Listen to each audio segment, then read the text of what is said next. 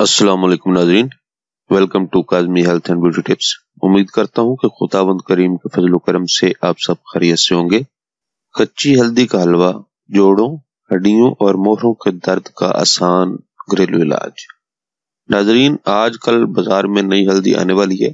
پاکستان میں سب سے زیادہ ہلدی ضلع قصور میں کاشت کی جاتی ہے۔ یہ ہلدی میں پوٹاشیم، کیلشیم، فاسفورس، فولاد اور سوڈیم کے علاوہ وٹامن اے، بی اور سی کافی مقدار میں موجود ہوتے ہیں۔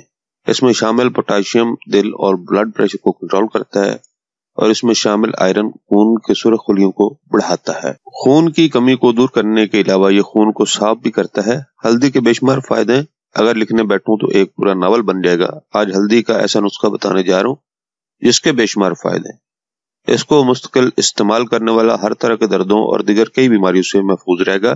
ایسے لوگ جو دن رات اپنے جسم کے دردوں میں تھکے اور الجھے رہتے ہیں اور ان کا جسم ہر وقت جکڑا رہتا ہے، کندھے کھچے ہوئے، گردن کھچی ہوئی، اعصاب کھچے ہوئے یا ٹانگوں میں درد، جی چاہتا ہے کہ کوئی دباتا ہی رہے، یا رات کو بستر پر ٹانگیں پٹکنا، حاملہ خواتین کے لیے بہت لاجواب ہے۔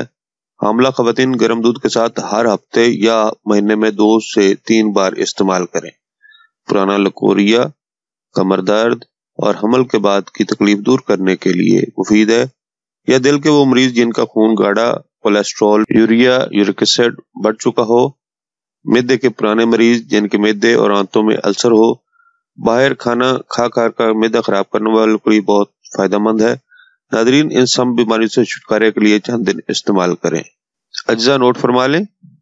کچی ہلدی ½ کلو، بیسن ½ کلو، چینی ½ کلو، دیسی گھی ½ کلو، کھویا ½ کلو، چھوٹی الائچی کے دانے 1 چمچ، سونف 50 گرام، کمرکس 50 گرام، پستہ 100 گرام، بادام 100 گرام، بادام کی گریاں لینی ہے آپ نے، چاروں مغز 100 گرام، یعنی ہر ایک مغز 25 گرام لینا آپ نے، چاروں گوندیں 100 گرام، یعنی ہر گوند 25 گرام، کسی بھی اچھے پنسار اسٹور سے آپ کو مل سکتی ہے۔ اور آخر میں دودھ لینا ہے آپ نے 1 کلو۔ ترکیب تیاری و ترکیب استعمال نوٹ فرمائیں جی۔ کچی ہلدی کو چھیل کر 1 پاؤ گھی میں اچھی طرح بھون لیں اور الگ رکھ لیں۔ اب دوسری کڑھائی میں چاروں گوندوں کو فرائی کر کے نکال لیں اور ٹھنڈا ہونے پر گرائنڈ کر لیں۔ اب اس کڑھائی میں بیسن ڈال کر بھون لیں جیسے حلوہ کے لیے بھونتے ہیں۔ پھر اس میں پسے ہوئے بادام، پستہ ڈال کر مکس کر کے اس میں کھویا شامل کریں، ساتھ ہی چینی، دودھ، الائچی دانہ ڈال کر ہلکی آنچ پر پکائیں اور مسلسل ہلاتے رہیں۔ اب اس میں بنے ہوئے گوند، پسا ہوا کمرکس اور سونف ڈال کر اچھی طرح مکس کر لیں اور اسے کسی شیشے کے برتن میں محفوظ کر لیں۔ خوراک نوٹ کر لیں۔ دن میں 1 بار استعمال کریں، 1 چٹانگ سے آدھی چٹانگ کے درمیان، جو جتنا آپ بہتر سمجھے۔ کئی معزز حکمہ کا کہنا ہے کہ اگر انسان ہفتے میں 1 چٹانگ ہلدی کھا لے تو کینسر سے بھی محفوظ رہ سکتا ہے۔ ناظرین، یہ تھا ہمارا آج کا نسخہ۔